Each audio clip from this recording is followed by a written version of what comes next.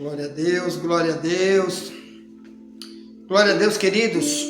Por aqui está o missionário Wagner de Jesus, de São Luís do Maranhão, Brasil, para trazer a quarta e última mensagem de hoje em vídeo e áudio, usando como tema de hoje o que encontramos na carta de Judas, bem do lado do Apocalipse, no capítulo 1, no verso 23. Só tem um capítulo. Então ele está dizendo que existem manchas nas pessoas, nas roupas. Porque ele fala mancha na roupa, que a gente deve salvar as pessoas por causa dessas manchas que vão levar elas para o fogo. É isso que Tiago diz. Elas vão para o fogo por causa dessas manchas. Querido, essas manchas, só Deus sabe que elas estão manchadas. O mundo ímpio nunca pensa que beber cachaça, que roubar, que mentir, que ser gay, ter ódio, ser injusto, nunca vai pensar que isso é uma mancha. Pensa que isso é normal, é a atitude de uma escolha humana que ele gosta de fazer, que faz parte do eu dele, e ele pensa que isso não está sendo manchado. No mundo espiritual, mas invisível, isso é uma mancha. Por quê?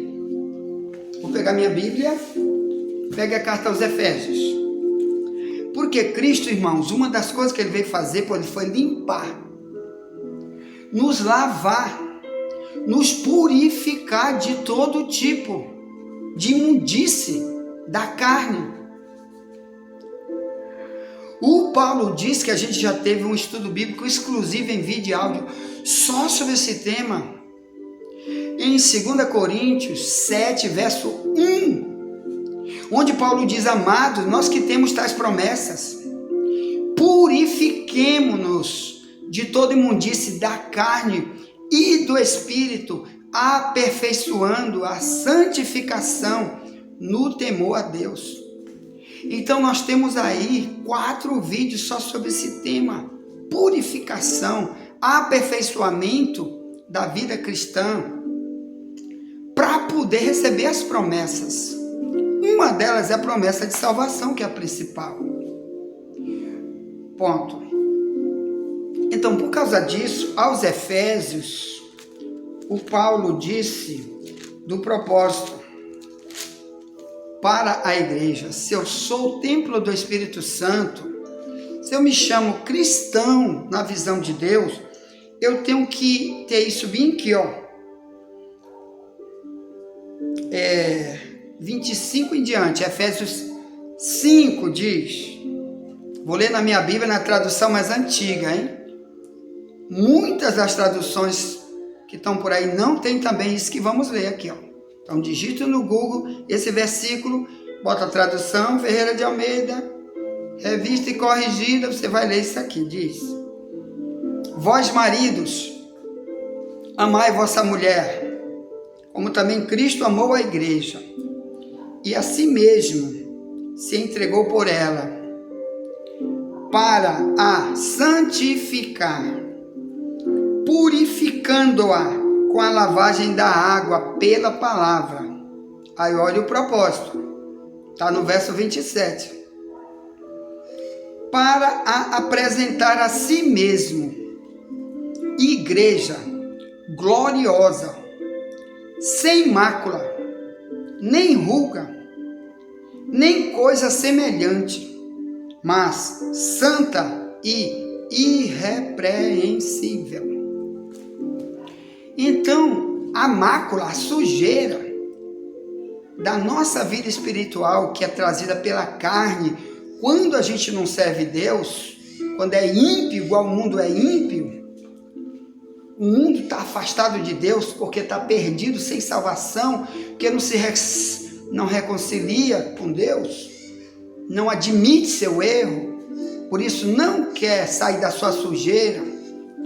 Então o mundo, que nós também um dia estivemos lá, vamos estudar disso amanhã, nossa vida como ímpio, como era a nossa vida como ímpio, mas se agora viemos para o cristianismo, e agora dizemos que Cristo é aquele que está dirigindo cada um de nós como igreja, que o nosso corpo é o templo do Espírito Santo. 1 Coríntios 3, 15 ao 17. Se somos essa igreja onde ele habita dentro, ele quer essa igreja sem mancha. Que mancha? Que vem através da carne, que a gente usava no passado e que o mundo usava. Então, Cristo só vai andar comigo, eu só estou salvo se eu preencher isto aqui, de Efésios 5, 27. Para mim morar no céu tem que ser santo. Hebreus 12, 14. Sem santidade ninguém verá o Senhor. Então a santidade é eu ser diferente do mundo. Nós vamos estudar amanhã isso. O mundo traz a carne, eles andam na carne, escravizados na carne, cego pela carne, porque estão apaixonados como eu era, pela cerveja, pela mulher alheia, pela festa de carnaval, para olhar aquelas meninas na praia só de sunga. Eu ia para lá de propósito, só para olhar a sunga das pequenas na praia, para ver se uma daquelas me dava bola, porque o nome disso é prostituição, é demônio perigosíssimo, usando a pessoa para pegar a AIDS, para arrumar briga em casa quando a mulher sabe da traição, e etc. E quando morrer, prostituto não entra no céu. Efésios 5 em diante. Então, não entra, não tem parte no reino de Deus. Então, meus amados irmãos, quando Cristo nos chama para ser um cristão, a palavra cristão quer dizer imitador de Cristo, imitador de Paulo, imitador da igreja primitiva, dos que de verdade serviam Cristo. Então o projeto dele é nos fazer santos, porque somos sem mácula, sem ruga, do jeito como Deus quer no casamento, né? Quem se casa, um cuidando do outro, um ajudando o outro, um ensinando o outro, para santificar o outro, com a santidade que nunca mostra ruga nem mancha.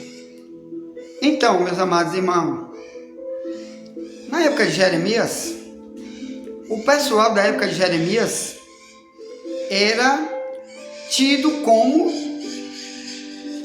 lá em Lamentações capítulo 1, no verso 9, diz assim, ó: a tua imundície está nas tuas saias. Era assim que Deus mandou Jeremias dizer para o povo. Eles tinham um vestido. Israel naquela época usava túnica, tanto homem como mulher. Então, de maneira nacional, quer dizer, o país inteiro, Deus via como imundo, e a marca estava onde? Na roupa. Exatamente o que estamos falando aqui.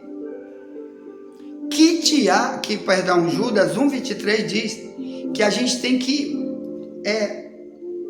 ter misericórdia deles, procurar salvar eles, como Jeremias tentou salvar Israel, a maioria rejeitou, porque eles estão sujos, a roupa deles está suja da carne, no mundo invisível, no mundo espiritual, que o homem não vê, que ninguém vê, quem vê é Deus.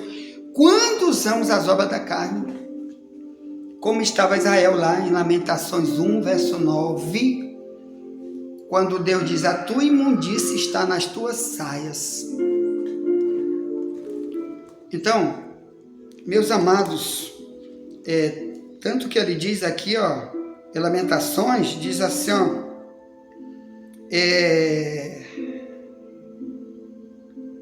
eles viram a tua nudez. Lamentações 1, verso 8. Eles viram a tua nudez, quer dizer, o mundo inteiro estava vendo que Israel, por viver nas suas imundícies, que era que as idolatrias, que era o que um matava o outro, um roubava o outro, um traía o outro, ensinava errado, ensinadores não traziam o verdadeiro ensinamento, eles profetizavam, os profetas, por um demônio chamado Baal, que era um ídolo terrível. Tudo isso fazia com que o mundo visse a sujeira deles. E para o mundo não, porque o mundo de lá, todo mundo fazia a mesma coisa. Mas Israel era tido como igual uma mulher que usa saia suja. Por que ele compara ela com uma mulher, irmão, que usa saia suja? Porque o próprio Evangelho e as mensagens também do Antigo Testamento trata Israel como sendo uma esposa e Deus como um marido, que eles têm uma aliança, um pacto, um casamento. É apenas uma simbologia, mas é assim que Deus trata. Deus como marido e a mulher como a esposa. E agora aquela esposa estava se prostituindo. Você lê a mesma coisa aqui, ó, no livro de Ezequiel, para dizer que tu tá sujo, imundo. Então, no capítulo 16 de Ezequiel, ele usa a mesma expressão, diz assim, ó, Ezequiel 16:6, e passando eu por ti, te vi manchada do teu sangue. Está falando para Israel, não é para uma mulher, é para Israel. Disseste, ainda que estás no teu sangue. Não, e eu te disse, ainda que estás no teu sangue, vive. Sim, disse-te, ainda que estás no teu sangue, vive. E te fiz multiplicar como um renovo do campo. Cresceste, te engrandeceste, alcançaste grande formosura, avultaram os teus seios, comparando ele com uma mulher. Cresceu o teu cabelo, mas estava nua e descoberta. E passando eu por ti, vi-te, e eis que o teu tempo era de amores. Estendi sobre ti a auréola do meu manto, cobri a tua nudez. Dei-te juramento, entrei em concerto contigo, quer dizer, aliança, fiz uma aliança contigo. Diz o Senhor Jeová, e tu ficaste sendo minha. Então te lavei com água, te enxuguei do teu sangue, te ungi com óleo, também te vesti com bordura, e te calcei com pele de texugo, te cingi com linho fino, te cobri de seda, te ornei com enfeites, te pus bracelete nas mãos, um colar, a roda do teu pescoço. Isso aqui, meu irmão, é o que vai acontecer lá na eternidade, como filho de rei, que é assim que estamos. Não é que Deus chegou lá e disse, pega esse monte de ouro, bota no pendura aí, nunca foi isso. Aqui é o que acontece no mundo espiritual, quando a gente faz uma aliança. Nós somos príncipes e princesas de Deus, direitos lá no céu, a riquezas indizíveis. Só que Israel aqui era comparado com uma mulher prostituta, que mesmo Deus tendo lavado ela, purificado ela, diz a Bíblia, por ter aprendido com os países que viviam em redor a ser ímpia, ela continuava se sujando, se prostituindo, adorando o ídolo. Tanto que no capítulo 16, verso 1 em diante, diz assim, ó, veio a minha palavra do Senhor dizendo, filho do homem, faz conhecer a Jerusalém as suas abominações, quer dizer, a cidade inteira, Jerusalém, que ele comparava ela com uma mulher, e diz, assim diz o Senhor Jeová a Jerusalém, a tua origem e o teu nascimento procedem da terra dos cananeus. Teu pai era amorreu, tua mãe Eteia. Quanto ao teu nascimento, no dia que nasceste, não te foi cortado o umbigo, nem foste lavada com água, para a tua purificação, nem tampouco foste esfregada com sal, nem envolta em faixas. Não se compadeceu de ti olho algum, para te fazer alguma destas coisas. Compadecido de ti, antes foste lançado em pleno campo, pelo nojo da tua alma no dia em que tu nasceste. Então, quando ele diz, tu nasceste lá no meio dos amorreus, é porque aqui Israel estava dentro de Babilônia. Estava presa. Ezequiel pregou quando Israel já estava presa em Babilônia. E uma outra parte estava ainda dentro de Jerusalém. O Jeremias já tinha pregado, não estava mais ali, já estava em outra cidade, morando livre. Mas tinha acontecido uma grande guerra. Israel foi devastado, foi morta muita gente pela Babilônia. Uma parte o rei Nabucodonosor de Babilônia deixou ficar, uma parte bem pequena, ficou em Jerusalém para ser tributário, quer dizer, pagar tributo, trabalhar de graça para dar tudo. A maioria para dar para Nabucodonosor de Babilônia durante 70 anos. Uma parte morreu na guerra, outra parte foi para Babilônia, preso. E Ezequiel foi um que estava lá. E Deus nessa época usava Ezequiel para pregar. Então ali eles estavam ali porque eles aprenderam com o mundo e nunca com Deus a verdade bíblica. Eles aprendiam com pregadores mentirosos, safados, filhos de Satanás, falsos profetas, a viver como? Igual os ímpios, igual o povo das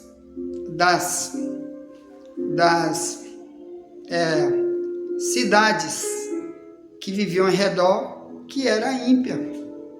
A idolatria, o ódio, a mentira.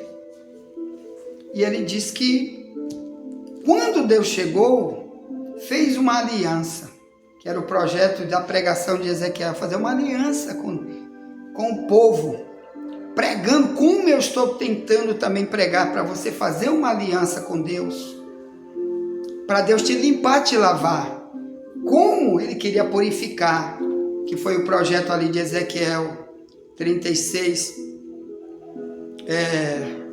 do verso 22 ao 26, ele diz: eu vou te trazer para a tua terra, vou te purificar, vou te lavar, vou colocar meu espírito, vou te dar um coração novo, vou tirar teu coração de pedra, te dar um coração de carne, para que tu ande nos meus mandamentos, receba meu espírito, mas primeiro eu vou te purificar.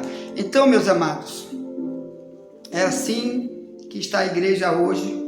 Por isso o Tiago diz, né, assim que está o mundo hoje, igual Jerusalém, um povo sujo, imundo, que não é purificado, que está indo para o fogo e não sabe, e a gente tem que pregar, a gente é que tem que falar, a gente que tem que avisar. Quando eu não faço isso é porque eu não tenho misericórdia nenhuma, e infelizmente, se eu não sou um pregador, um repetidor dessas mensagens de salvação, eu estou provando que eu não tenho amor nenhum pelo meu próximo. Se eu não tiver amor nenhum pelo meu próximo, eu também penso só em mim, no meu egoísmo, na minha vida, na minha vaidade, no meu mundanismo, nas minhas idolatrias, e também estou perdido. De Mateus 25:30, o servo inútil. Então, meu amado irmão, aí no texto de Tiago 1:23, diz que a gente tem que ter misericórdia com temor para poder salvar.